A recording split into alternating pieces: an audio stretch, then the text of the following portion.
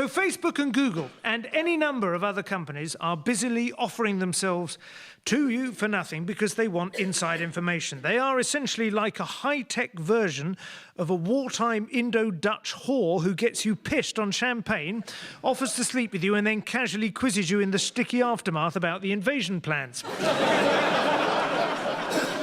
Let's now ask Timandra Harkness to look at exactly how this data-gathering exercise works. Timandra, I think we have established data is the business model for social media, is that right?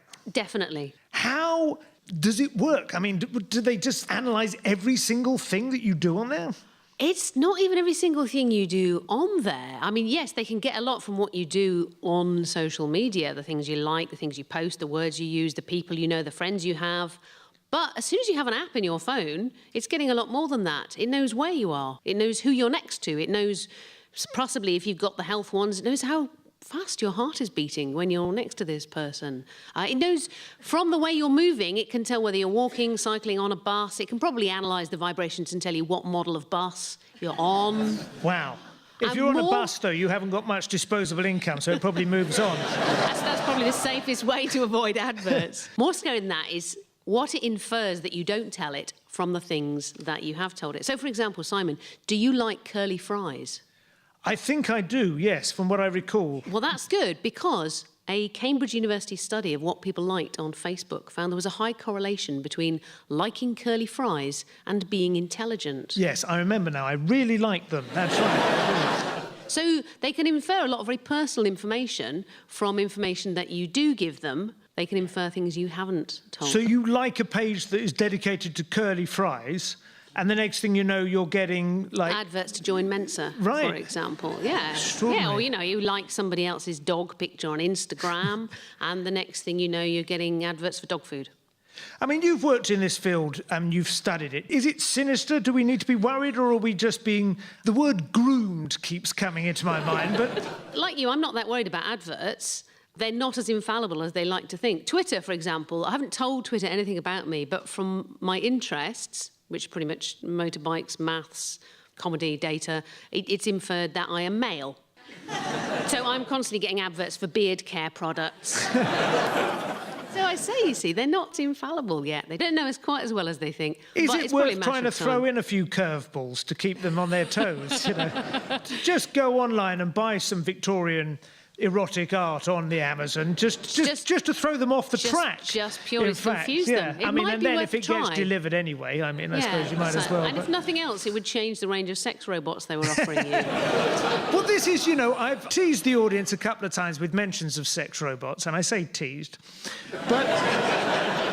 Social media is allowing... This is what I believe is the end game for social media. This is my own theory, is that the end game is it gathers all the information that you would want an ideal life partner to have, so that, in a way, the sex aspect of the sex robot, that's an optional extra.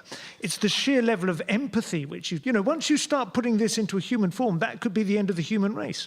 So it's basically like Alexa doesn't have to ask you what you're thinking all the time, because Alexa knows what you're thinking. Yeah, that's right. My sex robot doesn't understand me. Oh, you need to get the updated model. You know? Now, Timandra, can you explain data and price discrimination? How does that work? Well, you see, this is very important in economics, because you want people to buy your stuff at a reasonable price, and you don't want to sell it too cheap for the people with lots of money. No. But you don't want to make it too expensive for the people with a little bit of money. Data is ideal for this, because you can have this much more knowledge about the customer than they realise. To go back to your analogy about having the shopping centre in your pocket, this is like a shopping centre where not only does the sales assistant look at you as you come in, look at your shoes and work out whether to show you the expensive coats or the coats on a special offer, but in fact, they know what car you've arrived in, they know where you live, they know how many children you have. Are you suggesting that they will change the price of the object you're buying? Oh, yes. They will change the price of the object you're buying according to what machine you are browsing it on. If you're browsing it on an expensive phone or computer, you will be seeing higher prices. On what sort of things? Not like a book in Amazon or something. That wouldn't change price. Probably not a book in Amazon, but certainly flights.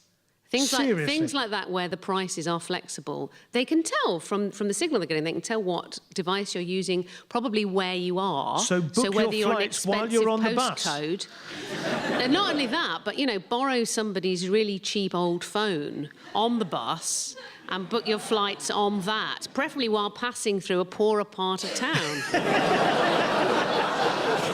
Food for thought. Thank you very much, Timandra Harkness, ladies and gentlemen.